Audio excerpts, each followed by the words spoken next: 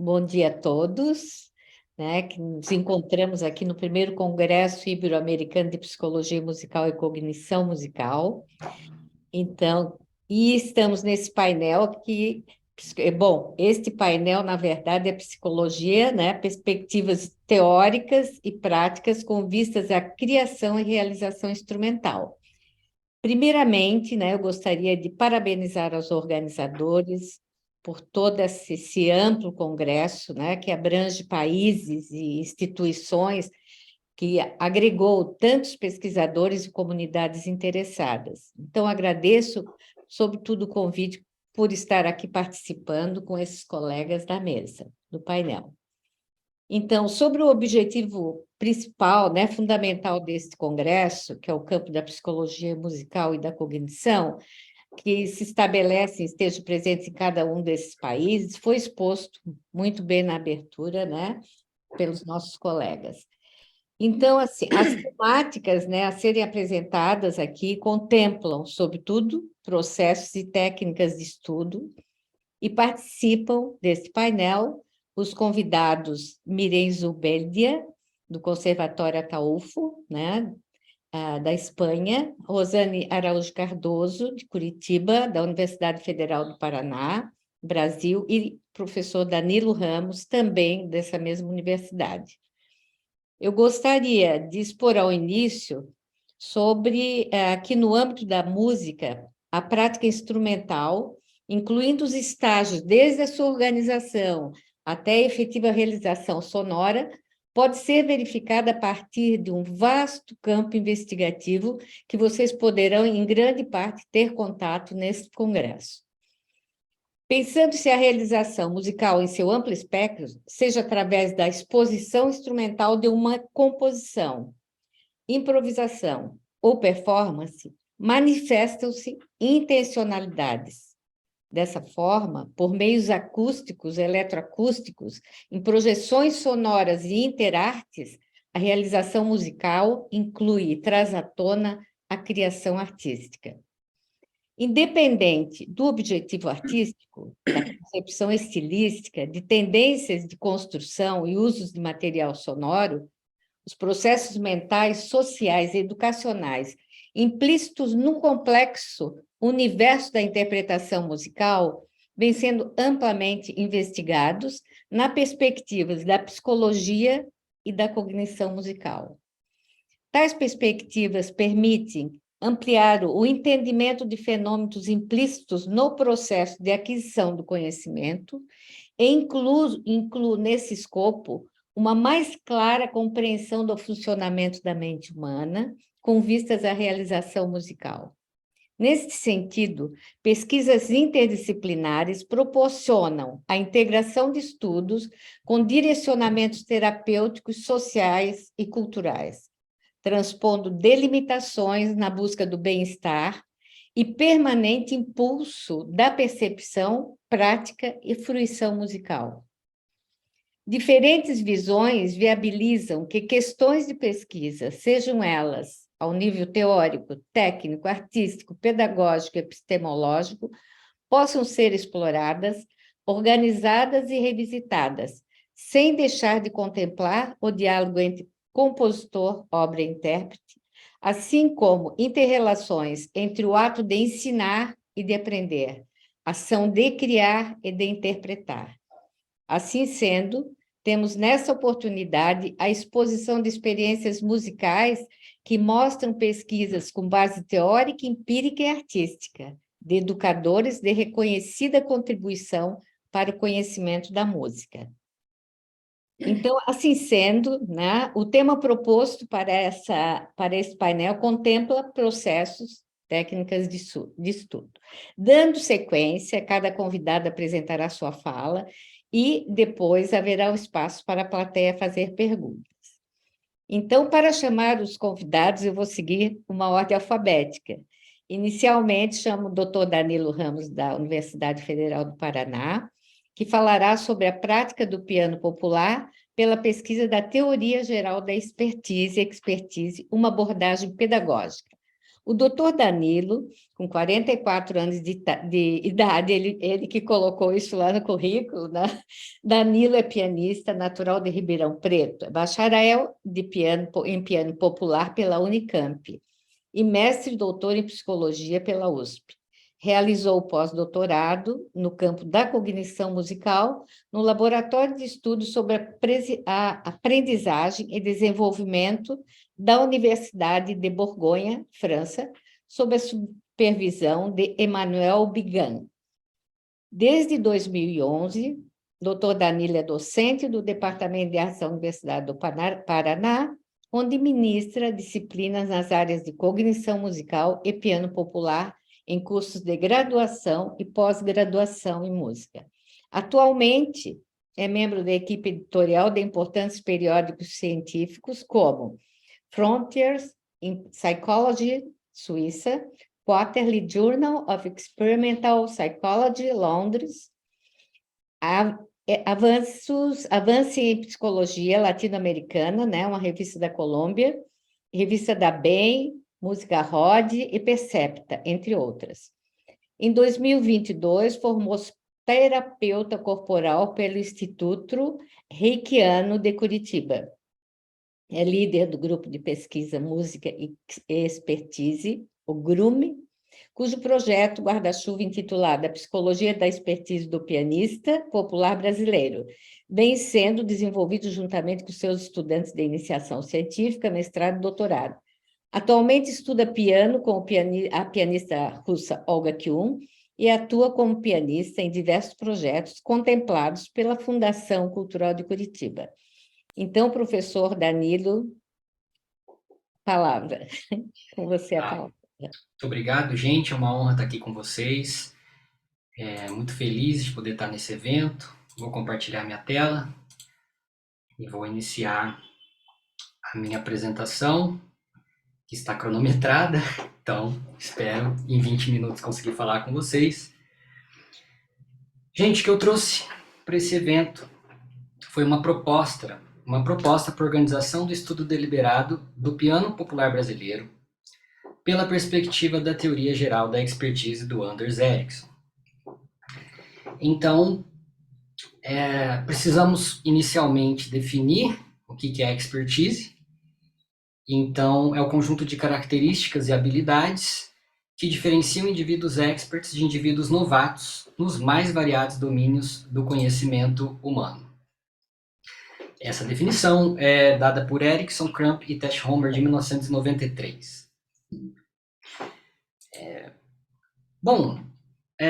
Nosso trabalho está embasado na teoria geral da expertise do Ericsson, que foi reformulada por George Poole, uma teoria que já tem algum tempo, e que ela é baseada em 3 princípios básicos.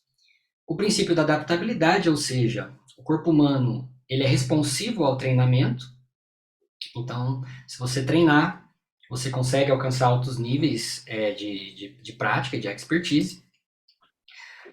Também ela está embasada no conceito de representações mentais, então são ideias ou fatos que passam pela mente de uma pessoa enquanto ela está desempenhando uma tarefa. Então, nessa teoria, os experts eles fazem representações mentais eficazes, mais do que os não experts.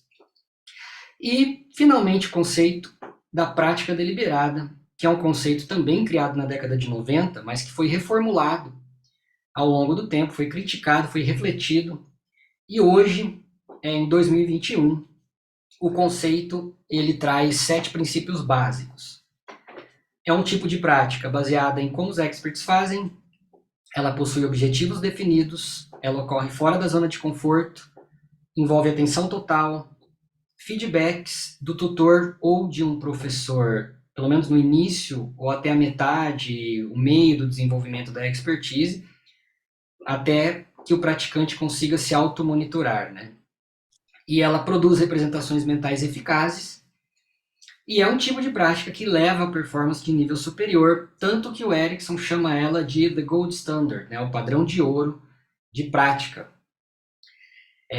Infelizmente, vale ressaltar, nós perdemos o Ericsson em 2020 por conta da Covid, e ele deixou um legado muito importante de 40 anos de pesquisa no campo da psicologia da expertise.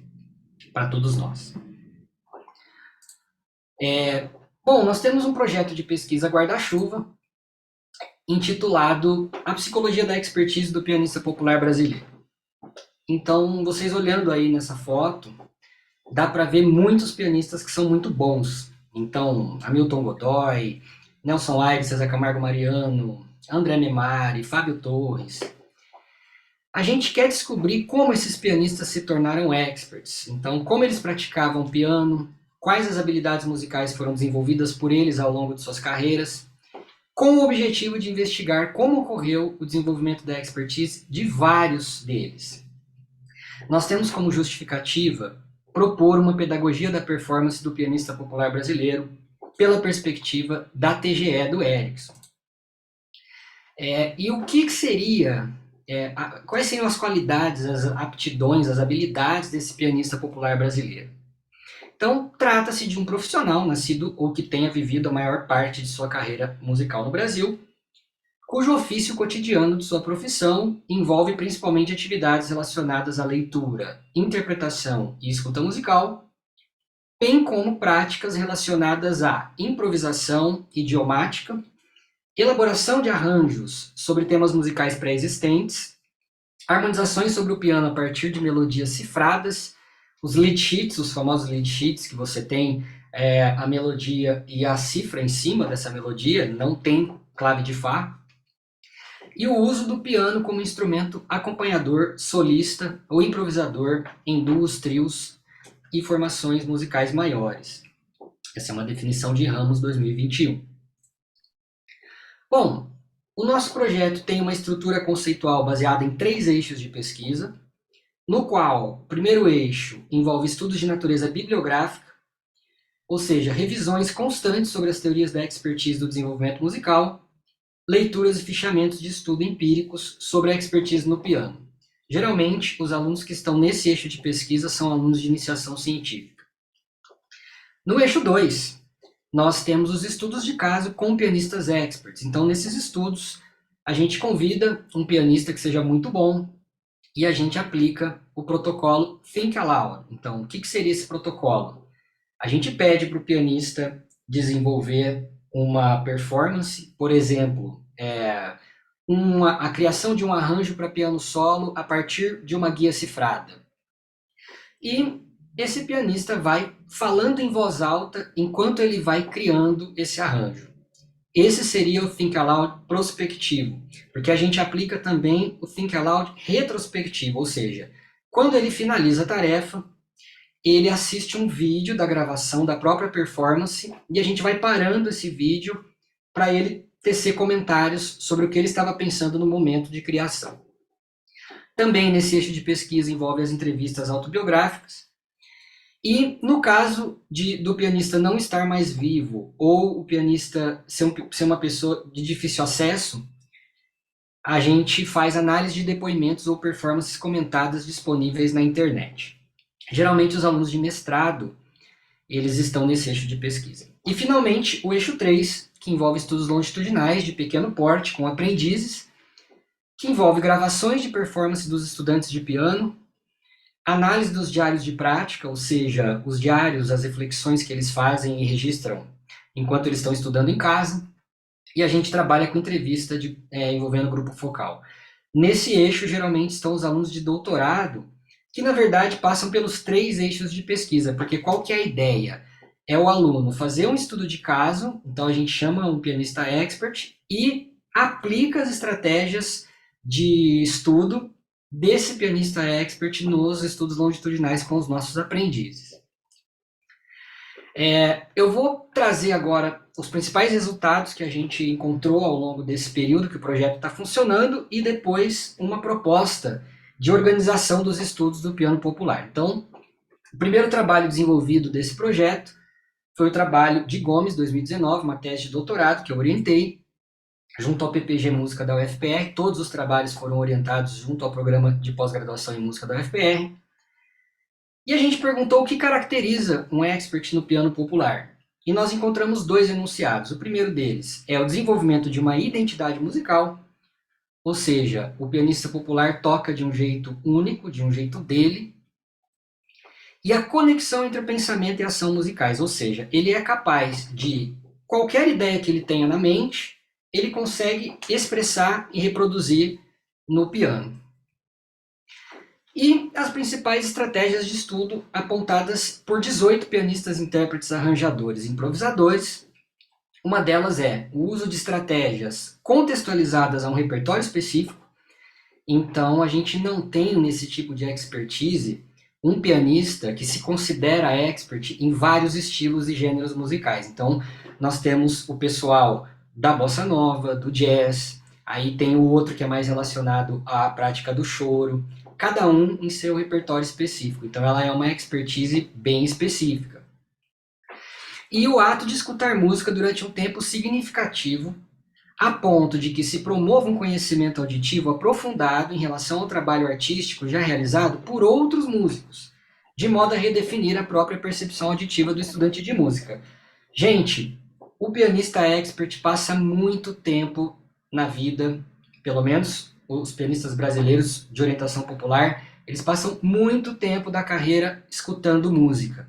E isso é um erro que a gente costuma cometer no nosso aprendizado musical, porque a gente quer executar as obras, mas a gente acaba negligenciando esse aspecto da escuta, que é muito importante.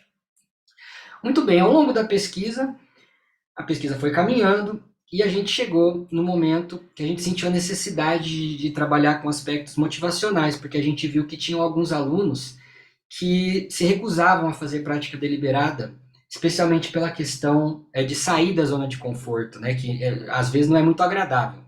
Então, nós encontramos na teoria do fluxo, do Csikszentmihalyi, uma saída para que a gente consiga permitir com que esses alunos estabeleçam uma relação entre os desafios e as suas habilidades, que eles estudem de maneira atenta, então, envolvendo atenção total, que eles superem a entropia psíquica, ou seja, os distratores, né, tudo aquilo que atrapalha a concentração, a ponto deles perderem a noção do tempo enquanto eles estiverem tocando, ou seja, o tocar passe a ser encarado como um jogo, né? Para que desenvolva uma personalidade autotélica, ou seja, para que eles toquem piano não pela recompensa externa, mas por uma motivação intrínseca. E nós encontramos como estratégia de estudo a técnica Pomodoro, desenvolvida por Francisco Cirillo em 2006, que consiste no claro que eu vou explicar aqui a técnica Pomodoro de maneira muito bruta, não é isso que é a técnica Pomodoro, mas a prática da técnica Pomodoro significa você, trazendo agora para o projeto de pesquisa, executar o piano por um determinado tempo e fazer pequenas pausas. Então, por exemplo, se o estudante toca 25 minutos e faz 5 minutos de pausa, esse tempo de meia hora a gente chama de um Pomodoro. Então ele faz um Pomodoro, 2 pomodoros, 3 pomodoros, e no quarto pomodoro ele faz uma pausa um pouquinho maior, uma pausa aí de 15 minutos. E nesse sentido, uma dissertação de mestrado que eu orientei e que finalizou em 2021, Correia investigou como a técnica Pomodoro contribui para a ocorrência do estado de fluxo na prática do piano popular. E o que nós encontramos?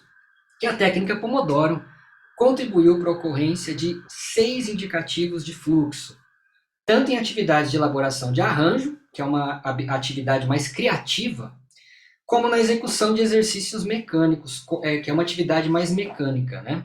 Por exemplo, os exercícios do Anon, do pianista virtuoso, dos métodos, né?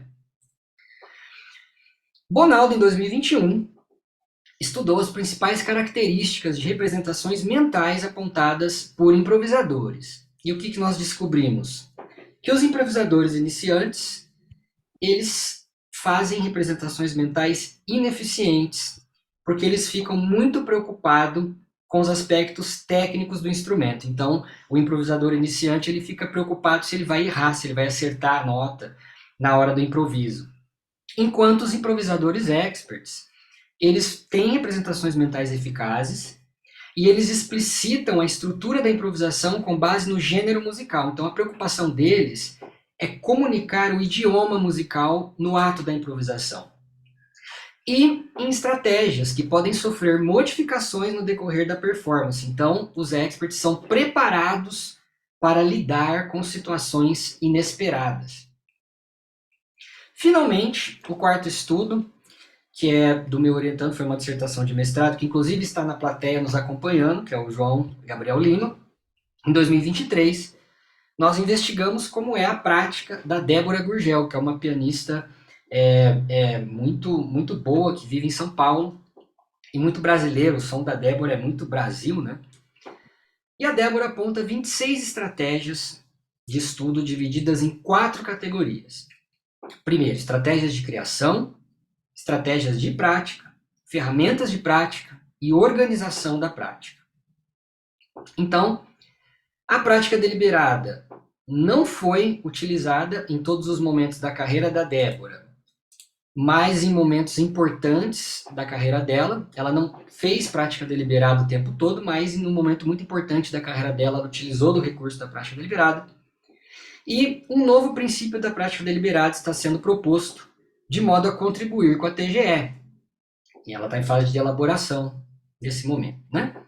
Então, gente, após a obtenção desses resultados, como que eu estudo piano popular, né? Como estudar, então? Então, a gente desenvolveu um roteiro de estudos para o aluno que tem 4 princípios básicos. Então, objetivos, metas, estratégias de estudo, e aí o terceiro e o quarto eu vou mostrar no slide subsequente. Então, o objetivo definido seria algo do tipo: cumprir o programa da disciplina Prática Instrumental ou Vocal 3 no período de um semestre do curso de música. Então, ele sabe que naquele período ele tem que cumprir aquele programa. E as metas e as estratégias, elas estão divididas em 3 coluninhas. Então, uma coluna de prática, que a gente dá o nome da prática que ele vai fazer. Então, técnica, harmonia, improvisação e repertório, por exemplo. A gente define logo do lado os objetivos de cada prática, porque é muito importante o aluno entender por que ele está praticando aquilo, por que ele está fazendo aquela determinada prática. E as atividades que estão relacionadas com a ação que ele tem que fazer dentro daquela prática. Então, por exemplo, num estudo de harmonia, o objetivo seria aprimorar e aplicar os conhecimentos de harmonia na prática do piano popular, e a atividade que ele faria seria, por exemplo, estudar cadências 2-5-1 nas seguintes modalidades: a 3 vozes, a 4 vozes e nas harmonias de apoio. Definidas os objetivos e as metas, a gente vai para o plano de ação, e aí a gente usa a técnica Pomodoro, no sentido de que o aluno desenvolve 3 pomodoros por dia, é uma proposta de prática. Então, um exemplo, numa segunda-feira ele faria esse treino A, que envolve técnica, harmonia e repertório. Na terça-feira, o treino B, improvisação, repertório e técnica. Na quarta-feira, o treino C, repertório, improvisação e harmonia. Na quinta-feira, ele retornaria ao treino A, e assim por diante. E nos finais de semana, a gente deixa uma prática um pouco mais considerada pelos alunos divertida, que é a prática de repertório. Então, a gente trabalha com treinos que são misturados para enganar o cérebro, na verdade, porque se ele deixa, por exemplo, para estudar o repertório sempre no terceiro pomodoro, ele pode se cansar no estudo de repertório. Outra ferramenta usada, muito importante, é o calendário de hábitos, que é a checagem. Então, por exemplo, no dia que o aluno consegue executar o treino dele, ele pinta o calendário de verde. E no dia que ele não consegue, ou seja, que ele faz ou de forma incompleta ou ele não faz, ele pinta o calendário de vermelho. Então, isso tem se mostrado uma ferramenta muito interessante, porque os alunos, quando eles vão pintando muitos quadradinhos de vermelho, então ali pelo terceiro, quarto quadradinho, eles já se forçam a estudar, porque eles ficam meio envergonhados. Nossa, quanto quadradinho vermelho, né? E, finalmente, o uso do diário de prática. A gente pede também para os alunos relatarem nos cadernos de prática as dificuldades, né, que eles relataram. Bom, hoje nós temos o Laboratório de Estudos sobre Música e Expertise, que é o LEM. Então, nós implantamos um programa de piano popular brasileiro no curso de música da UFPR, então, dos níveis 1 a 8. E é muito importante porque esse projeto é uma pesquisa da pós-graduação, que ela contribui muito para a minha própria prática como pianista também, então me traz muito autoconhecimento. Isso desencadeia no ensino da graduação, no ensino de piano da graduação. Então é um trabalho que eu faço com muito carinho, com muito amor. Bom, atualmente nós temos algumas pesquisas em andamento no nosso grupo de pesquisa, baseado na aplicação desse roteiro de estudos, né, com os nossos alunos. Então nós temos, em nível de doutorado, um estudo sobre a expertise na prática de ritmos brasileiros ao piano, porque a parte rítmica é um grande desafio de se tocar música brasileira. E a aplicação de estratégias de práticas de experts em estudantes de piano popular. No nível de mestrado, temos estudos sobre expressão de emoções por pianistas populares de diferentes níveis de expertise, que é uma habilidade, né, expressar uma emoção tocando. Representações mentais em tarefas de harmonização de melodias a partir do lead sheet, como que é formada essa representação mental na resolução dessa tarefa. E comparações entre solos de improvisação sobre uma mesma peça executados por diferentes experts. E, finalmente, na iniciação científica, a gente tem estudos de atualização bibliográfica sobre as publicações no campo da expertise no Brasil, a relação entre a quantidade de horas de estudo deliberado e os estados de ânimo desencadeados durante um recital. Então, a relação entre o estudo deliberado e o que a pessoa sente na hora que ela está tocando. Análise de diários de prática dos estudantes submetidos ao roteiro de estudo. E representações mentais de pianistas no aprendizado da harmonia. Então, trata-se de um projeto baseado no conceito do essencialismo do Machion, ou seja, é um projeto guarda-chuva que a gente faz, é uma busca disciplinada por menos, né? Então, a gente pesquisa só isso, mas é muita gente pesquisando um mesmo assunto. Então, a chance da pesquisa ir rápido, ela aumenta significativamente. Definitivamente, eu não tenho talento para orientar projetos assim multitarefas. Eu gosto de fazer uma coisa só com a intenção de tentar fazer bem feito, né? Então, e o futuro? Futuro, a gente quer descobrir agora quais fatores facilitam ou dificultam o desenvolvimento da prática deliberada do piano popular brasileiro. Então, seria a personalidade? Seria o ambiente musical? O tipo de instrução? O que as teorias do desenvolvimento musical dizem sobre isso? Qual o papel do professor nesse processo? E o que diferiria um professor expert de um professor novato no campo do piano popular? Então, essas são as referências que eu utilizei na minha apresentação. Bonaldo 2022, Cirilo, Correia, Gomes, 3 estudos de Erickson, Lima, Machion e Ramos.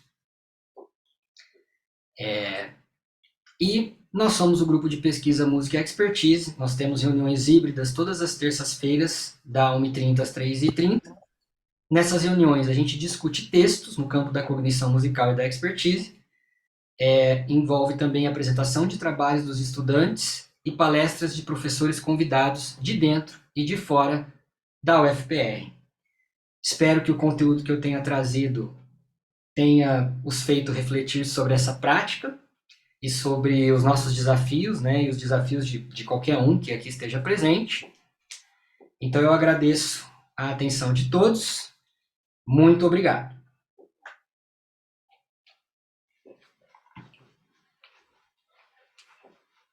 Podes tirar do teu... Isso.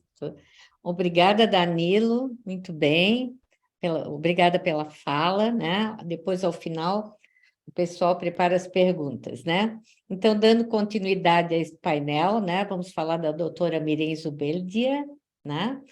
Que chamá-la para apresentação.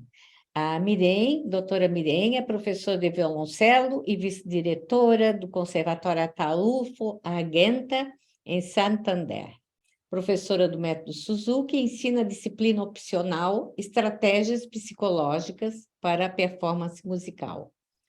Na sua carreira musical, fez parte de vários grupos, né, de grupos de câmara, atuou como solista em recitais, participou em gravações e estreou obras de música contemporânea. É licenciada em Psicologia pela Universidade Nacional e Distância, UNED, e doutora pela Universidade do País Basco, UPV-EHU, com a tese Autoconceito Musical, Motivação e Bem-Estar Psicológico no Ensino bem-estar psicológico, só me perdoem aqui, que eu, a doutora da... Tá. Bem-estar psicológico dos estudantes do conservatório. Então, a tese fala de autoconceito musical, motivação e bem-estar psicológico dos estudantes do conservatório. Foi professora associada da Universidade de Cantábria, no ensino da didática musical. E, durante 2 temporadas, participou no programa Longitude de Onda da Rádio Clássica, divulgando temas relacionados com a psicologia da música. Então, doutora Mireille Zubeidia, pode iniciar sua fala. Obrigada. Hola, obrigada. Gostaria de agradecer a Elsa Guevara Perdomo e à direção e à ADMIM por me convidarem a participar nesta mesa redonda com os peritos Maria Bernadette Castellán Poboas, Danilo Ramos e Rosana Cardoso de Araujo. Creio que é motivo de celebração e satisfação o facto de ter sido realizado um primeiro congresso em espanhol e português que reúne os países ibero-americanos.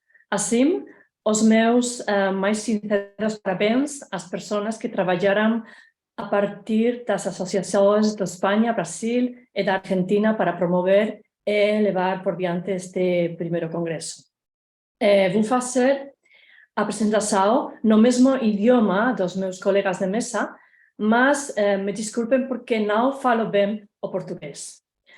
A minha apresentação trata de intervenções psicológicas que visam melhorar o bem-estar e a performance de intérpretes musicais e que são realizadas em contextos de formação e performance musical. O que é intervenção psicológica?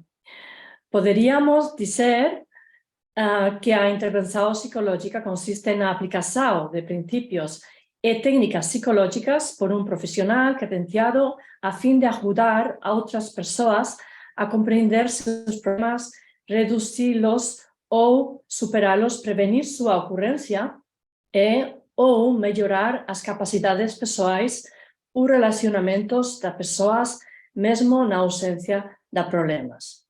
Vou compartilhar a pantalla. Momento.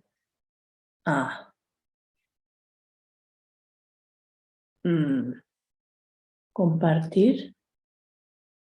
¿Ven la pantalla ahora? Sí. Vale. No caso de hoje, destaco a última parte da definição que fala em prevenir problemas e melhorar capacidades mesmo na ausência de problemas, já que muitas vezes é o principal objetivo perseguido. Os campos de aplicação de intervenção psicológica são muito variados: clínica, saúde, educação, área de trabalho, programas comunitários, esportes ou artes cênicas.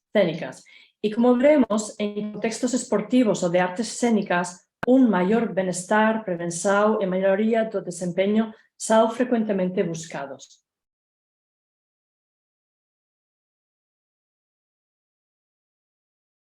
Quais são as técnicas de intervenção psicológica? São as ferramentas que permitem executar plano de ação. As técnicas e intervenções a que me referirei hoje serão, sobretudo, as psicológicas. E estas, as mais comuns no contexto musical, são estabelecimento de metas e objetivos, técnicas de relaxamento, treino de competências psicológicas, a prática na imaginação, atenção, controle e técnicas cognitivas. Antes de tudo, acho importante mencionar a importância de manter uma condição física ideal, ou seja, o impacto positivo do exercício aeróbico moderado e seu efeito redutor de ansiedade nos intérpretes. Também me parece importante que os intérpretes conheçam a relação entre o uso de medicamentos e drogas, os efeitos desse uso e abuso e seu efeito na interpretação musical. Embora hoje eu não vá me aprofundar nessas questões, questões. Observando as publicações sobre intervenções psicológicas no contexto musical, vemos que são pouco numerosas. No entanto, nas últimas 2 décadas, houve um aumento de estudos que buscam implementar intervenções de psicologia do desempenho, muitas vezes derivadas de psicologia do esporte. Assim, 3 temas de intervenções no contexto musical poderiam ser classificados em relação aos objetivos que perseguem. 1, redução da ansiedade. 2, melhoria e eficácia da prática ou estudo. E 3, treino de habilidades mentais ou psicológicas. No entanto, é muito comum encontrar pesquisas sobre intervenções em que 1, 2 ou os 3 objetivos anteriores são perseguidos conjuntamente. Um exemplo claro é o estudo de Clark e Mon, 2011. Esses tipos de estudos são os mais completos e inclusivos. Quais são as características gerais das intervenções no contexto musical?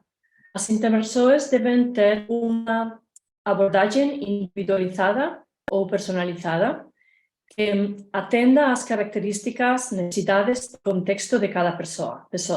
Existen diferentes procedimentos para o design individualizado.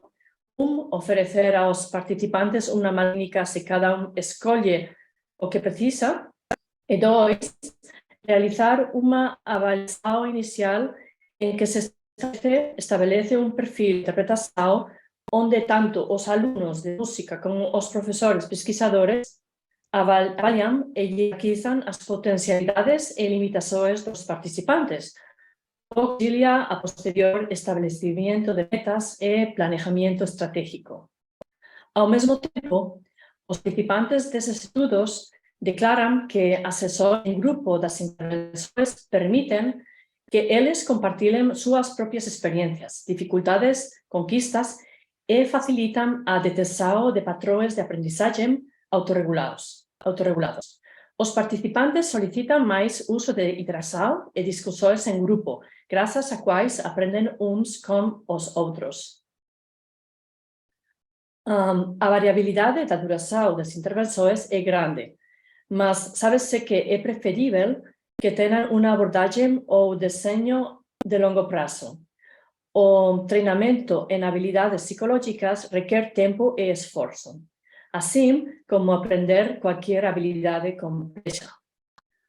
Os principais objetivos educacionais no treinamento de habilidades psicológicas tendem a ser automatizar e superaprender as habilidades, integrar sistematicamente o treinamento de habilidades psicológicas em situações de interpretação e simular as habilidades em contextos muito variados relacionados à interpretação. A abordagem metodológica mais comum é mista, ou seja, quantitativa e qualitativa.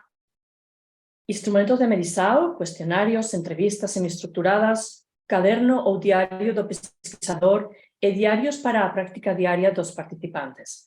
Todos eles influenciam positivamente a autoobservação dos participantes, seu estabelecimento de metas e autoavaliação. No entanto, os alunos às vezes reclamam da enorme demanda de tempo que esses registros exigem. Vou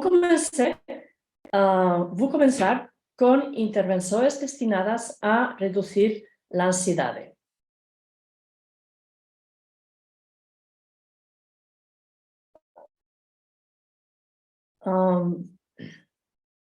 Estas intervenções para reduzir a ansiedade utilizam várias técnicas psicológicas, técnicas de controle de ativação ou relaxamento, diálogo interno ou estruturação cognitiva. Existem 3 tipos de técnicas de treinamento para controlar a ativação ou relaxamento. Ativo ou fisiológico, relaxamento muscular progressivo, exercícios respiratórios, biofeedback. Pasivo ou mental, treinamento autógeno, relaxamento na imaginação, hipnose, mindfulness e técnicas mistas como música, yoga, técnica de Alexander. Há cada vez mais intervenções que usam mindfulness ou atenção plena. A técnica de Alexander, estudos con técnicas de biofeedback, todos eles revelaran efectos positivos na redução da ansiedade na interpretação musical dos intérpretes. Técnicas de controle de activação ou técnicas de relaxamento, além de outras técnicas como as cognitivas, o diálogo interno ou a reestruturação cognitiva, também são utilizadas intervenções voltadas para a melhoria e eficácia na prática e o desempenho. A técnica de biofeedback, embora pouco difundida, tem múltiplos usos. Não é uma técnica exclusivamente para relaxamento, mas também é utilizada para melhorar a técnica instrumental, dispositivos como luvas para aprender o salto com arco ou controlar a tensão muscular, ou prevenção e recuperação de lesões.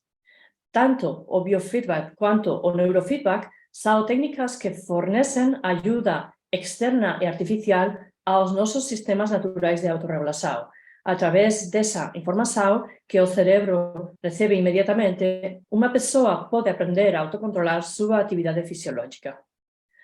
A maioria dos estudos que explorarão os benefícios do treinamento de biofeedback dentro de música foram relacionados ao controle muscular, com resultados promissores. Compreensivelmente, os problemas médicos mais comuns associados aos músicos estão relacionados a lesões nos tendões e músculos e, portanto, o feedback eletromiográfico, que mede a atividade muscular elétrica, é um tratamento promissor para os artistas. Pode-se concluir que o treinamento de biofeedback pode, em princípio, ser útil para tratamentos clínicos em músicos profissionais, também para reduzir a ansiedade e tensão, e como auxílio pedagógico para desenvolver técnicas instrumentales. Passar para as intervenções, o objetivo principal foi introduzir melhorias nos hábitos de estudio. Estas intervenções têm sido baseadas na prática deliberada, gestão do tempo e aprendizagem autorregulada. A ideia de práctica deliberada foi introduzida pela primeira vez por Erickson, como já mencionado mi colega Danilo, colegas em 1993, que enfatizaram a importância de qualidade do estudo no desenvolvimento de alto nível de especialização. Esses autores descreverán o estudo deliberado como actividades de estudo altamente estruturadas e orientadas para un objetivo, realizadas con o máximo de concentración e esforzo, con o objetivo explícito de mellorar o desempeño ou rendimiento. A evidencia máis recente resalta a importancia da capacidade dos músicos de estruturar e facer a gestão do tempo de estudio e autorregularse efectivamente ao se envolver en estudo deliberado e de qualidade. En relação à gestão de tempo de estudio, Erickson e outros argumentaram que o envolvimento en estudo deliberado de qualidade só poderia ser sustentável por un período limitado de tempo. Por esa razón, algunos educadores musicais, como Klickstein, propusieron rutinas de estudio que consisten en blocos de estudio relativamente curtos y consecutivos de cerca de 20 minutos, tal como ha mencionado antes también mi colega Danilo Ramos. Para se envolver en un estudio individual, deliberado e de qualidade, os músicos tamén precisan de autorregular en seu estudo. Segundo o modelo cíclico de Zimmermann, a autorregulação refere-se ao envolvimento metacognitivo activo do indivíduo en seu propio proceso de aprendizagem. Este modelo distingue tres fases. Fase de planejamento, onde são estabelecidos os objetivos, o tempo dedicado ao estudio e as estrategias são planejadas. Fase de interpretação, onde predomina o autocontrole e o automonitoramento do estudo. Autoinstrução, imaginação, atenção, concentração, etc. E fase de autoavaliação, que constitui uma reflexão sobre o próprio progresso. Nessa fase, ocorre o autojulgamento, a autoavaliação e as atribuições causais. A autorregulação permite que os músicos selecionem, monitoren e ajustem suas estratégias de estudo. A pesquisa mostrou consistentemente que alunos ou aprendizes eficazes com estratégias de autorregulação com mais frequência, tanto na música como em outras áreas de performance. Nestas intervenções, os alunos declaram que atingirão os níveis superiores quase sem terem recebido durante todo o período de formação instrução sobre estratégias de estudo. Por esse motivo, esses estudos cujo objetivo principal é melhorar a aprendizagem e a prática apontam a necessidade de projetar intervenções ou programas com atividades sequenciadas nas quais os participantes observem situações específicas de estratégias de autorregulação antes de praticá-las. O objetivo dessas intervenções é envolver-os mais ativamente na sua aprendizagem com estratégias metacognitivas. As principais interações das intervenções na autorregulação estão relacionadas a estratégias cognitivas para organizar e preparar tarefas, planejamento para um objetivo específico precedido de uma reflexão sobre as próprias capacidades, bem como estratégias metacognitivas que permitem aprender a aprender. Há também um impacto nas crenças motivacionais e pensamentos adaptativos.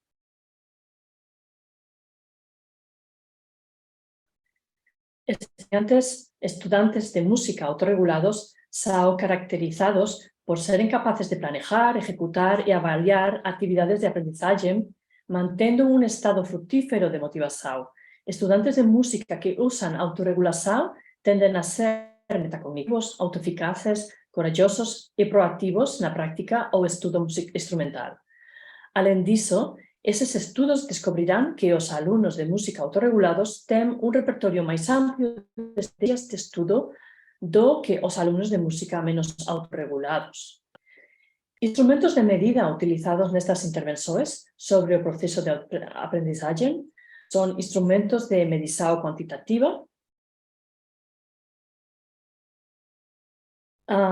registros observacionais, e enfatiza-se a necessidade de ter instrumentos de medição eficazes adaptados a nossas línguas.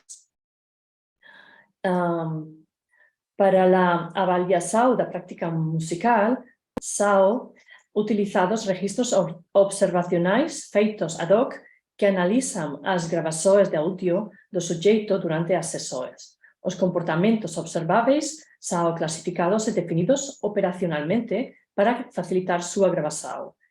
Entre esses comportamentos estão a prática mental, análise, estratificação, divisão de elementos, desaceleração do tempo ou avaliação de pares. Para a observação física e motora, os registros observacionais usam categorias referentes à postura corporal e as características do movimento com termos como rígido, angular, flexível, etc. Uma das questões difíceis de avaliar é a qualidade da performance musical. Essa pergunta é muito importante, pois permite avaliar se realmente houve melhora no grupo que participou da intervenção. Você pode avaliar a qualidade de uma interpretação com instrumentos como the Music Performance Quality Rating, PORN, the Music Performance Assessment Rubric, e o terceiro grupo de intervenções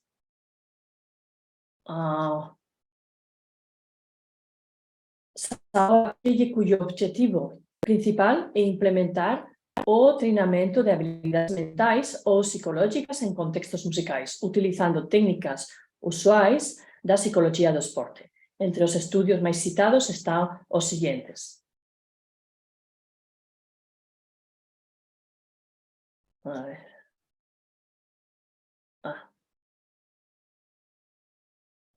Que técnicas e estratégias psicológicas são utilizadas pelas intervenções que visam o treinamento de habilidades psicológicas. A intervenção, treino em competências psicológicas, consiste na aplicação por un instructor de un conjunto de técnicas e estrategias organizadas por sesores e destinadas à implementação de competências psicológicas tais como definição de metas, técnicas cognitivas, reestruturação cognitiva e treinamento de aceitação, conversa interna, ensaio mental, visualização, com aplicação da imaginação ou imagética, o controle de ativação ou excitação, autoeficácia, concentração e foco de atenção, e este tipo de intervenção em que se treinam competências psicológicas é utilizado há várias décadas no domínio dos esportes de élite. Atualmente, apenas algumas são adaptadas e aplicadas à prática musical. Os requisitos físicos e psicológicos da competição esportiva compartilham algumas semelhanças com as atividades de dois músicos. Por que seria necessário projetar programas de intervenção que otimizassem as habilidades mentais no contexto da prática musical?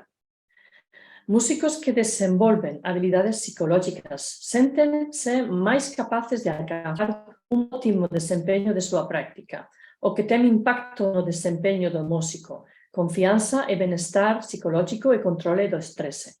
Pelo contrário, uma diminuição dos aspectos psicológicos durante o processo de aprendizagem e estudo pode prejudicar o potencial de aprendizagem. Por tudo isto, destaca-se a necessidade de aplicar estas técnicas desde mais cedo e, principalmente, nos alunos que procuram continuar os seus estudos a um nível superior. E como conclusão, de acordo com os resultados dessas intervenções, parece que são benéficas e há evidências de melhora em autoeficácia, autoconfiança, motivação intrínseca, definição de metas. Estudos geralmente mostram que os participantes geralmente têm pouca ou nenhuma experiência com planejamento e definição de metas, melhoria da autoconsciência na preparação da interpretação, melhora do controle do estresse e ansiedade causada por excesso de perfeição ou medo do palco prevenida e regulada.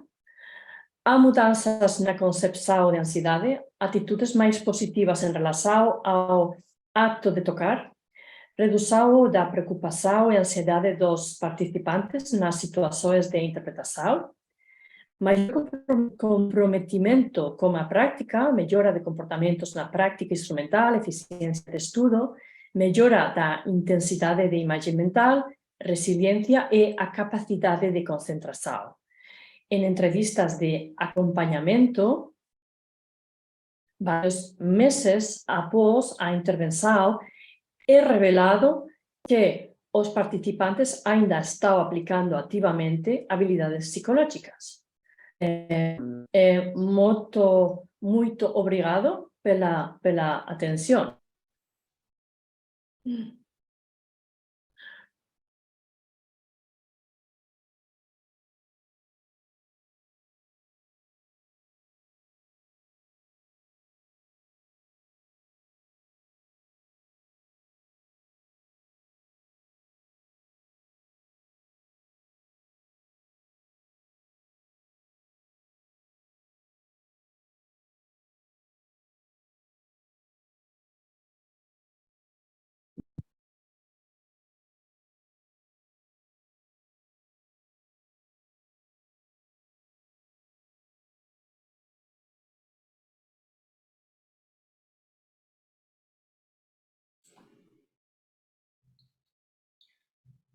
Cadê a Bernadette? Será que o microfone dela tá mudo?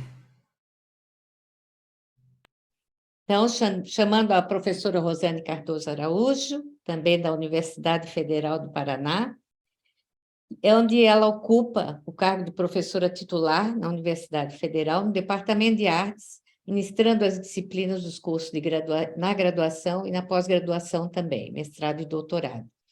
É bolsista de produtividade e pesquisa pelo Conselho Nacional de Desenvolvimento Científico e Tecnológico, que é o CNPq, né, nível 1D, desde 2013. Possui pós-doutorado em música na Università de Bolonha, Itália, e doutorado em música pela Universidade Federal do Rio Grande do Sul. É líder do grupo de pesquisa Processos Formativos e Cognitivos em Educação Musical, CNPq-UFPR, desde 2009.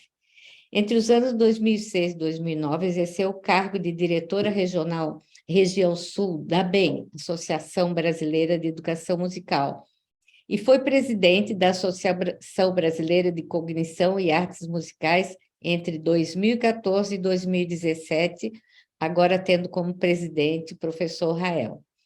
E foi também vice-presidente da mesma associação entre 2017 e 2020. Possui várias publicações no Brasil e no exterior sobre estudos no campo da cognição, psicologia da música e educação musical, incluindo artigos em periódicos, textos em eventos, capítulos de livro e obras organizadas. Como também tem uma média de 150, né, trabalhos orientados por ela, entre iniciação científica, dissertações de mestrado e tese de doutorado.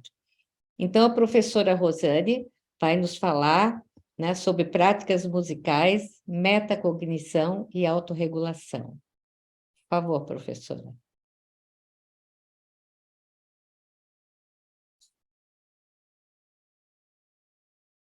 Boa tarde a todos. É um prazer muito grande estar aqui nesse primeiro Congresso Ibero-Americano. Eu gostaria de, inicialmente, agradecer essa oportunidade, então, a todos os organizadores, né, a essa equipe maravilhosa que proporcionou esse primeiro congresso, que é um sonho antigo, né, de muitos participantes das nossas associações, né, a gente pensava justamente, né, de chegar um momento em que pudéssemos juntar forças no congresso, então, fico muito, muito contente e orgulhosa de estar participando hoje aqui nesse momento. E quero saudar, então, a professora Maria Bernadette Castellan Povas, querida professora, colega de tantos anos, coordenando essa bela mesa. É um prazer muito grande também com a professora Miriam Zvelder, né, com esse primeiro contato, e assim, muito grata pela sua apresentação. E também, com muito carinho, agradecer a presença, né, e essa oportunidade de estar com o professor Danilo Ramos, meu colega da Universidade Federal do Paraná, né, lutador e pesquisador incansável nessa área da cognição, né, que nos traz sempre tantas novidades. Então, muito obrigada. Eu vou compartilhar meu PowerPoint para iniciar já a apresentação. E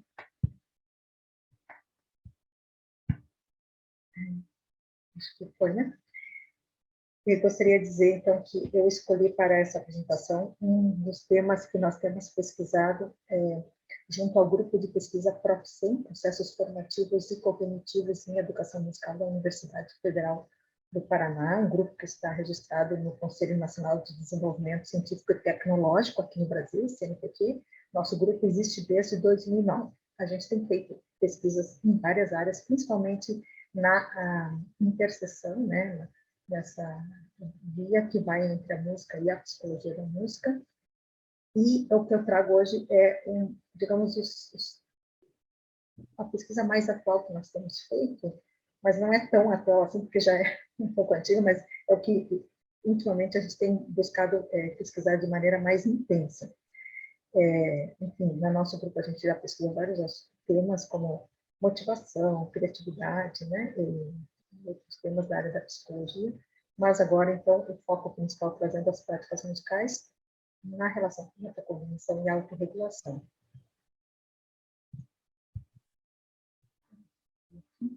Então, eu vou fazer essa apresentação falando um pouco dos conceitos, o que seria a metacognição, a autorregulação. A professora Miriam já nos trouxe algumas ideias, né, muito bem feitas nessa bela revisão que ela trouxe da interseção entre música e psicologia, mas eu vou trazer mais um pouco alguns outros aspectos, né? E, por fim, quero apresentar alguns trabalhos desenvolvidos no nosso grupo, rapidamente, né?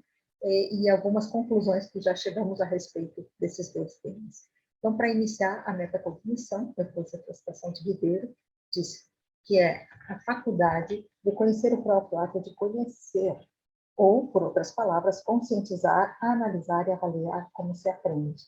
E, obviamente, né, Esse processo metacognitivo promove a autonomia dos estudantes para assumir o controle sobre seus processos de aprendizagem.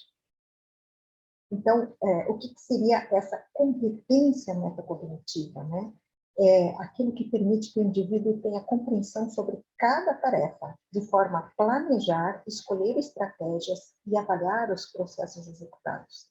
É a regulação acerca do próprio conhecimento, ou seja, a cognição, né, são os conhecimentos que a gente tem, é um processo mental, e a metacognição seria aquela capacidade de organizar esses conhecimentos de forma, né, a resolver situações de aprendizagem, situações cotidianas, e a forma do pensar, né, a partir da cognição, né? Então, essa competência metacognitiva é muito importante, principalmente na aprendizagem musical, sem sombra de dúvidas. E Zimmermann, então, explica que os indivíduos metacognitivamente conscientes são também autorregulados, o que significa que possuem maior controle sobre seus processos de aprendizagem. Então, eu trago aqui esse modelo de Flavon, né, que vai dizer que a regulação metacognitiva ocorre, então, a partir de 3 etapas. Seria o planejamento, monitoramento e avaliação. Isso seria planejamento, seria o estabelecimento das metas, a organização dos procedimentos e das estratégias, né, a organização do tempo, ou seja, eu tenho algo a realizar, né, então eu vou estabelecer as minhas metas, organizar esses procedimentos e estratégias, né, como é que eu gerencio o meu tempo, né, tudo isso é um processo, né, de pensamento mental, esse planejamento, eu penso sobre a atividade, depois eu monitoro a minha atividade, que é quando eu, né, então, o meu processo de observação e revisão dos caminhos percorridos na execução da tarefa, né? Eu vejo se aquilo que eu estou fazendo está correto ou não, né? Eu posso revisar isso, né? No sentido de alcançar, né, um objetivo. E a avaliação é esse julgamento sobre a qualidade, a quantidade do progresso alcançado, na qual as estratégias utilizadas e decisões tomadas são analisadas. Então, vamos pensar que a metacognição é algo que ocorre mentalmente, né? Não é a ação em si, mas é o pensamento sobre a ação. Então, onde é que a metacognição e a autorregulação, elas entram em intersecção, né? Então, eu trouxe esse pensamento, né, de Simon e Frison, onde eles dizem que a consciência metacognitiva proporciona a promoção da autonomia dos estudantes, sendo um aspecto relevante no processo da autorregulação. Ou seja, o processo metacognitivo é considerado um elemento determinante para a autorregulação da aprendizagem musical. Eu tenho que pensar sobre o processo, aí eu vou agir, né, nesse processo a partir da autorregulação. E a autorregulação, como dito já também trazido pela professora Miriam, é um mecanismo pelo qual as pessoas controlam as suas motivações, seus comportamentos, pensamentos e vida emocional, né? E aí, a autorregulação, ela está em tudo que a gente faz, né? É um processo que ocorre em qualquer área, mas nós pensamos agora aqui a autorregulação dentro da aprendizagem, né? Que é algo muito importante, principalmente no campo da música. A regulação da aprendizagem é a capacidade de preparar, então, facilitar e controlar a própria aprendizagem, né? O sujeito no controle da sua aprendizagem. Então, dentre várias possibilidades da gente estudar a autorregulação, eu trouxe aqui um modelo de Bandura, né, em que ele diz que a autorregulação ocorre por meio de 3 processos: a autoobservação, o processo de julgamento e as autorreações, né?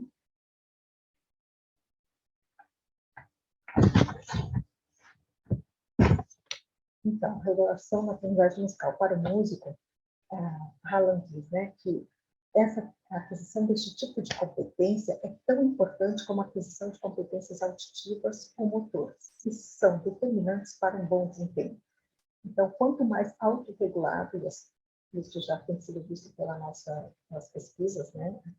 Inclusive a professora Miriam trouxe alguns exemplos, quanto mais autorregulado, mais, né, o aluno encontra um bom desempenho. Então, quando o Bandura traz esse processo, ele explica o seguinte, que dentro da autoobservação, nós temos análise e monitoramento constante sobre o desempenho para alcançar uma meta, né? E o sucesso da autorregulação depende da qualidade desse monitoramento, né, do desempenho. Pois nós temos um autojulgamento, que é a avaliação considerando fatores como referências sociais, valor da atividade para o indivíduo, né? Eu julgo que aquilo que eu estou fazendo é importante, as pessoas estão percebendo aquilo que eu estou fazendo, que aquilo está bem feito, etc. Né? Isso no plano da música. Assim, uma ação pode ser julgada como apropriada, insatisfatória ou neutra, né? E essas ações que atendam às expectativas dos padrões pessoais são sempre as favoráveis. E as autorreações, né, após esse julgamento, então eu tenho uma autorreação. Ao observar e avaliar o próprio indivíduo, toma decisões. Né? A autorreação organiza o curso de uma ação. As avaliações favoráveis possibilitam reações pessoais gratificantes, enquanto que as desfavoráveis vão propiciar as reações pessoais negativas. Né? Eu não estou contente com o meu processo, então né, isso pode ser algo que traz também um efeito do ponto de vista motivacional. E também a gente tem esse modelo já falado pela professora Miriam, que é o modelo de Zimmermann. Ele é um dos mais utilizados, né? Em que você tem a processo de autorregulação a partir essas três etapas que são cíclicas, enfim, né? Execução, antecipação, planificação, execução e controle, autorreflexão e autorreação. Tá? Mas, no campo da música, nós temos uma das abordagens mais interessantes, né? Mais utilizadas e tem sido pesquisadas há um certo tempo, que é a abordagem multidimensional da autorregulação da aprendizagem, ARA, né? Porque ela vai incluir, então, 6 dimensões muito importantes. Então, pensando isso muito tempo na música, né? Essas dimensões fazem uma ideia, né, de um processo de aprendizagem musical que inclui etapas muito importantes. Então, a motivação, o método, tempo, desempenho, ambiente físico e ambiente social. Então, a motivação, por quê? Né? Então, estabelecer as metas de aprendizagem, né? Ver por que eu estou fazendo, o que eu acredito, né? Nas crenças de autoeficácia, o quanto eu acredito que eu sou capaz de fazer. O método é o como que eu vou realizar a minha atividade, o meu planejamento, o emprego de estratégias cognitivas e metacognitivas.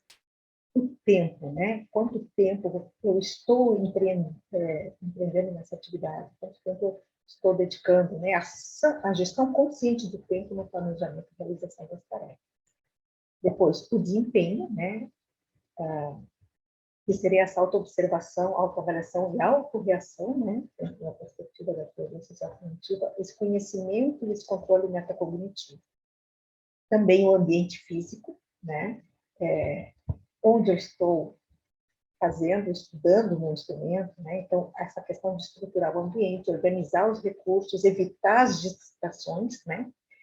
E também, por último, dentro dessa abordagem multidimensional, o olhar para o ambiente social, né? Com quem eu estou praticando, né?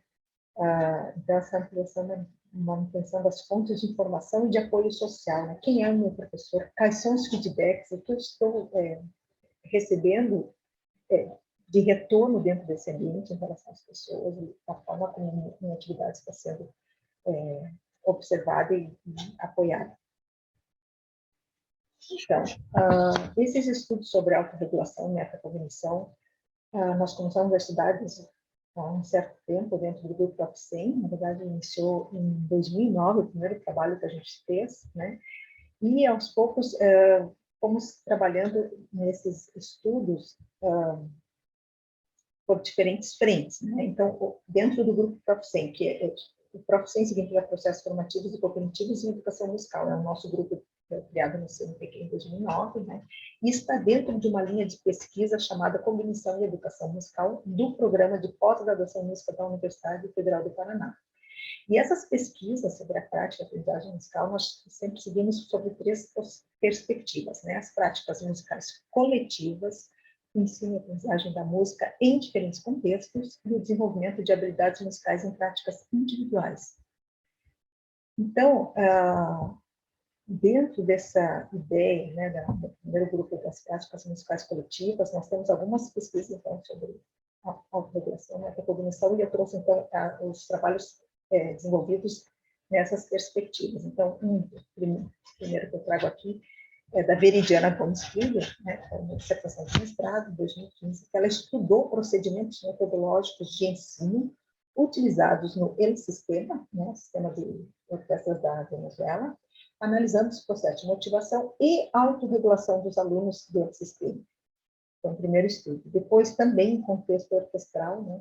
A Fabiane Nishimori Ferronato, uma tese defendida recentemente no programa de pós-graduação. Ela estudou a autorregulação e crença de autoeficácia de músicos de uma orquestra, né? Do Paraná, estado do Paraná, no Brasil. Então, são estudos que falam justamente sobre a autorregulação de músicos de orquestra, né? Então, trabalham sobre essa perspectiva da autorregulação desses músicos. Depois nós temos também o desenvolvimento de habilidades musicais, ensino e aprendizagem da música em diferentes contextos.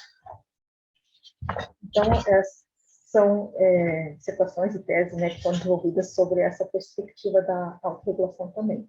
Então, a gente tem o Alexandre Gonçalves, que fez a tese em 2018 sobre a autorregulação nas práticas de leitura musical à primeira vista no ensino superior.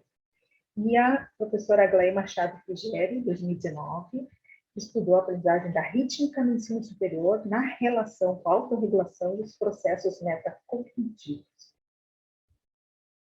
Depois também o desenvolvimento de habilidades musicais em práticas individuais, né? Outra perspectiva que nós desenvolvemos estudos foi o primeiro trabalho foi da Célia Regina Pires Cavalcante, em 2009, que ela estudou a autorregulação da prática instrumental em geral, com alunos na área de curso superior de música, né? De vários instrumentos, e aqui ela desenvolveu também um questionário, né? uma escala, enfim, para a avaliação da autorregulação. Foi um dos primeiros trabalhos no Brasil sobre essa perspectiva desenvolvida no Brasil. E, em 2019, nós tivemos uma dissertação de mestrado do Flávio Denis Dias Veloso, em que ele trabalhou a autorregulação para a aprendizagem de uma nova obra musical. No caso, era um estudo com percussionistas e explicando o processo autorregulatório a partir de um procedimento microanalítico, né, que os alunos falavam sobre sua prática, né, e um trabalho bem qualitativo.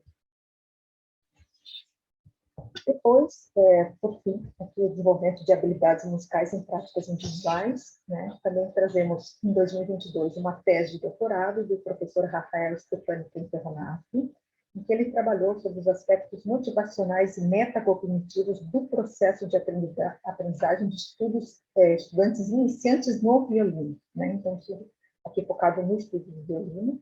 E a professora Tatiane Biesi Matias, também em 2022, defendeu sua tese sobre o processo de autorregulação de flautistas, iniciantes e experts, também esse olhar para o ensino individual do instrumento. E o meu trabalho que eu tenho desenvolvido atualmente faz parte da pesquisa junto ao CNPq, né, Conselho Nacional de Brasileiro sobre pesquisa. Então, eu tenho esse projeto, né, sobre metacognição e autorregulação de músicos instrumentistas e compositores. Enfim, né, o que tudo isso nos traz, todos esses trabalhos? De uma maneira geral, tentei resumir aqui como resultados, né? Então, primeira questão, que a competência metacognitiva do músico, do estudante de música, né, pode ser observada por meio de conhecimentos declarativos, processuais e condicionais, isso, né, dentro de uma perspectiva metacognitiva. Esses conhecimentos levam o estudante a regular sua própria aprendizagem, desenvolvendo e aperfeiçoando seus processos autorregulatórios. Foram observadas, então, a partir todos esses estudos, as relações entre a existência de processos autorregulatórios e o desenvolvimento da expertise, incluindo a melhora do desempenho musical e o aumento da motivação. Também, a partir desses estudos, foi constatado a relevância dos processos autorregulatórios para o desenvolvimento de outras habilidades musicais, como a leitura à primeira vista e as habilidades científicas. Observou-se que a prática musical autorregulada promove a motivação, né? Tanto em contexto individual quanto em contexto musical coletivo. E aqui eu chamo a atenção para a regulação intrínseca, ou seja, a regulação autônoma, que é uma das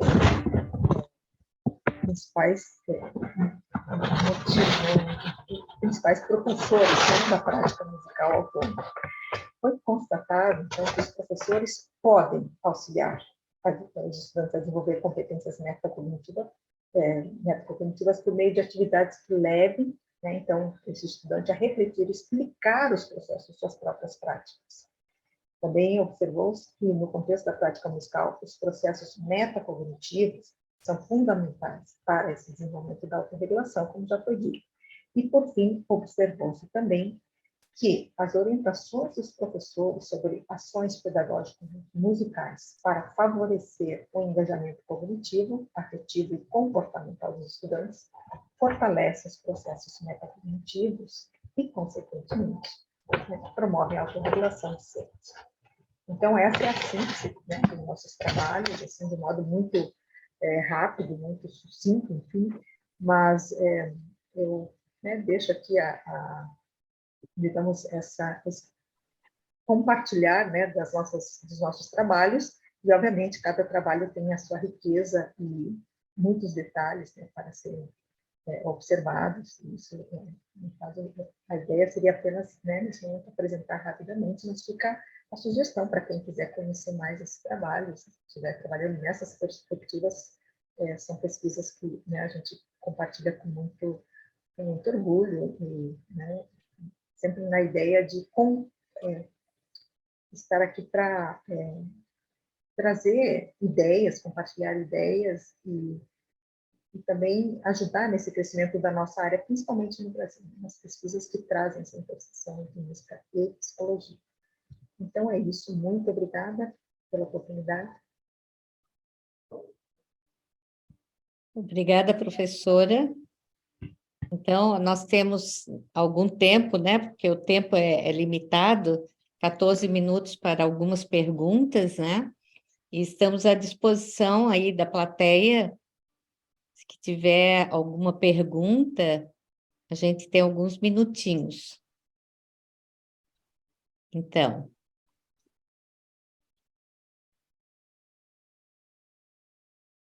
alguém da plateia gostaria de fazer uma pergunta?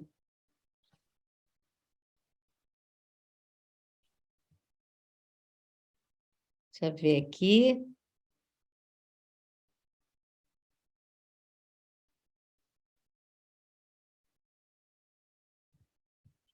Bom, então a gente tem que aproveitar bem o tempinho, né? E vamos fazer, então, uma pergunta para os professores, né? Para aproveitar esse nosso tempo. Então, faria primeiro o professor Danilo, segundo a ordem, seguindo a ordem, né? 2 minutinhos para cada resposta, né? Assim, como seria esse programa de piano popular na UFPR, algumas informações, esses 3 pilares no TGE, né? Como é que seria isso? Que direcionamento os estudantes recebem? O que teria, assim, de informação direta, assim, para o pessoal que se interesse? Tá joia, Bernadette, obrigado aí pela pergunta. Então, na UFPR nós não somos um curso de bacharelado em instrumento. Então nós temos o bacharelado de produção musical e nós temos a licenciatura. Mas a gente percebeu que tem uma parte de uma demanda forte para o aprendizado de piano, especialmente o aprendizado do piano popular, que o pessoal gosta, né? Então a gente tem um perfil dos alunos que já tocam, às vezes em igreja, às vezes tem os próprios grupos. Então, nesse sentido, como no piano popular a gente não tem muita metodologia, não tem assim uma escola muito definida de piano popular, o que você aprende primeiro, né? Cabe a nós organizarmos tudo isso. Então, a gente foi atrás das pesquisas sobre a expertise. Então, agora, esse programa que a gente faz, ele está em fase de teste. Então, aqueles alunos que já tocam piano, eles se submetem ao programa. Então, o programa tem 8 níveis, porque são 8 semestres que eles cursam a faculdade. Então, tem lá piano 1, 2, 3, 4, 5, 6, 7, 8. O aluno chega, a gente aplica aquele roteiro de estudos que eu apliquei, que eu expliquei ali na minha apresentação, e depois de um semestre a gente analisa os diários de campus desses alunos, né, os diários de prática, as gravações, e a gente faz muita entrevista para ver como que eles estão se sentindo, né, dentro da aplicação desse roteiro. Mas eu deixo muito claro para eles que ainda é uma fase experimental, é uma fase de teste desse roteiro, porque a gente teria que começar de algum ponto, né? Então a gente preferiu começar da TGE do Erickson. Só para finalizar minha resposta, uma curiosidade. A gente se interessa agora pelo estudo da personalidade, Porque o que acontece? Tem alguns alunos que se adaptam muito rápido a esse tipo de prática, a esse tipo de treinamento, ao Pomodoro, por envolver sessões curtas. Mas a gente tem um perfil de alunos que não se adapta, são pessoas normalmente assim muito criativas, que não são tão metódicas. E a gente descobriu estudos que dizem respeito exatamente a isso. Então agora a gente está em fase de adaptação, tentando encontrar um roteiro de estudo para essas pessoas mais criativas. Então eu tenho aprendido muito dando essas aulas, tenho me divertido bastante, e a cada ano aumenta a procura dos alunos para a prática do piano popular, especialmente do piano brasileiro, né? Que bom. Muito bem, obrigada, Danilo. Acho que foi bastante esclarecedor, né? Para o pessoal que está com interesse nessa área, né? Então, vamos fazer uma pergunta à professora Mirem, né? Que, assumindo, então, que existe um conhecimento generalizado de técnicas e estratégias psicológicas que apoiam a performance musical, como poderiam algumas dessas técnicas e estratégias psicológicas ser generalizadas e postas em prática em contextos musicais, assim, mais praticamente, assim, diretamente? Muito obrigado pela sua pergunta, Maria Bernadette. Existem etapas que considero essenciais para a aplicação de técnicas psicológicas entre músicos performáticos. Primeiro, o credenciamento da psicologia das artes escénicas como uma área profissional, comparável à especialidade do psicólogo esportivo. Mas, enquanto esta especialidade está sendo criada, debemos continuar trabalhando a través de capacitação em centros educativos destinados a professores, alunos e familiares sobre técnicas e estratégias psicológicas, formação em contextos profissionais, orquestras, bandas, grupos musicais e associações de artistas performativos. São várias as instituições que têm promovido a formação no nosso país, vários conservatórios espanhóis onde foram criados cursos opcionais de psicologia musical. O mestrado UNEM em Psicologia e Música, conservatórios superiores muito comprometidos com a saúde e a prevenção, a associação AEPMIM, que organiza congressos e seminários como este. E dois, a investigação e a necessária divulgação científica nos meios de comunicação social e em contextos musicais. Apesar de a divulgação científica não ser incentivada ou devidamente valorizada em contextos acadêmicos, é fundamental a transmissão do conhecimento científico ao público através da organização de seminários, palestras de sensibilização e participação ativa na saúde e prevenção. Muito obrigada, excelente. Então, assim, cada vez mais, né, com a sua fala, Danilo, da professora Rosane, a gente vê que a interdisciplinaridade é um fato, né? É a essência, né, do conhecimento em todas as áreas, e na nossa, sobretudo, é essencial, né? Professora Rosane, então eu perguntaria, né, como o professor de instrumento pode auxiliar o aluno a desenvolver seus processos metacognitivos de autorregulação da aprendizagem? Foi super bem explicado, mas mais um pouquinho, eu acho que...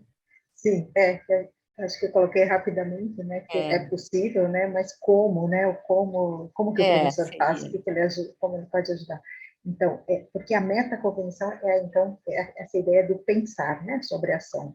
Então, são coisas muito simples, assim, né, por exemplo, o professor pode questionar muitas vezes, porque o aluno, principalmente iniciante, né, seja criança, seja adulto, ele tende, por exemplo, no ensino instrumental, né, praticando em casa, né, repetir muitas vezes sem pensar, e às vezes tem coisas que não funcionam, né, e muitas vezes o aluno não pensa, né, o que eu estou fazendo, né, por que não está funcionando, o que está errado. Então, é esse sempre pensar e refletir sobre aquilo que ele está fazendo, mas o professor em sala de aula, né, em vez de corrigir o erro, faça assim, né, fazer o aluno pensar sobre por que isso não está dando certo, né? Não é o dedilhado, às vezes o professor já tem que arrumar o dedilhado, por exemplo, né? Alguma coisa, é o arco que não está bem, enfim, não sei, né? Então muitas vezes nós tendemos a ser muito, assim, controladores, digamos, dessa aprendizagem. E o processo metacognitivo, justamente, ele é mais reforçado quando o aluno tende a pensar sobre a própria aprendizagem, muitas vezes verbalizando, explicando o que ele percebe que não está bom, né? Ele pode justamente chegar a conclusões, né, do que ele vai ter que resolver naquele momento, dentro de um determinado problema, né, de aprendizagem. Claro. E esse pensar sobre a ação, na verdade, vai ajudar ele a repetir em casa também, no seu estudo individual, porque o professor não vai estar presente. Então, eu acho que o professor pode provocar esses processos metacognitivos, né, de desenvolver o pensar sobre como fazer, e isso, obviamente, vai gerar o processo autorregulatório, né? O que ele vai fazer para resolver, né? Então, são ações muito simples, mas muitas vezes a gente, por pouco tempo em aula, ou, sei lá, por um certo zelo do professor, ele tende a dar tudo pronto. Você tem que fazer assim, porque isso não vai funcionar, né? E, na verdade, para o desenvolvimento metacognitivo, é muito importante que o aluno tenha consciência do que ele está fazendo, né? Então, esse é digamos, uma chave, né? Não diria de sucesso, mas de um bom caminho, né, para o desenvolvimento da autorregulação. Eu costumo chamar a atenção dos alunos, que eu digo que o processo que ocorre com acerto e do erro, ele é equivalente. Então, assim, eu penso que também valorizar, né? Quando tem algo que dá muito certo, eu digo, espera, o que tu fizeste? Isso. Mas, professor, eu digo, não, tá ótimo, mas o que aconteceu, né? Qual foi o tipo de estratégia que tu utilizaste para dar tão certo, né? Então, tem vários Isso. caminhos, assim, né? Eu chamar a atenção do que está certo, e eu digo assim, ao invés de pensar no erro também, de colocar o que seria melhor como algo novo, né? Eu digo que vai ocupando aquela gavetinha, vai deixando a outra de lado, né? Exato, e pensar sobre o erro também. Por que não está dando certo? Porque então, não assim, está dando certo. É muito interessante. Com certeza, eu acho que é uma grande chave, né, para o desenvolvimento no instrumento, sobretudo, né? Mas está certo, então, eu vou ter que fazer algo aqui que diz que está com pouca bateria. Mas o que houve? Pouca bateria? Por quê? O meu computador, deixa eu só ver se está aqui ligado. Bom, eu vou... É mesmo, gente, só um segundinho, tá? Danilo, vai te despedindo aí, eu sou obrigada a ligar o computador que estava desligado. Tá joia, Berna. Gente, muito obrigado aí pela atenção de vocês. Mais uma vez, foi uma honra ter participado dessa mesa redonda. Eu anotei muita coisa, conforme a Miriam ia falando, a Rosane ia falando, eu ia anotando aqui do lado, então a gente tem muita figurinha boa para trocar. Então, agradeço muito. E vamos seguir com o nosso congresso até sábado, né? Com muito conhecimento, é uma época de muita reflexão e acho que é uma época muito importante para a gente repensar as nossas caminhadas investigativas, né? Então eu deixo um grande beijo para todo mundo e a gente se vê durante o congresso. Obrigado. Obrigada, gente, então, por participar desse painel. Foi maravilhoso. Tenho certeza que todos que estão aqui assistindo aproveitaram muito e vão continuar, né? Então, é isso. Eu acho que a gente teve o tempo, né, de poder fazer as apresentações, nossas pesquisas, e foi um grande prazer. E aqui nos despedimos, então. foi uma honra. Obrigada. Obrigada. Parabéns. Obrigada. Parabéns a todos. Tchau.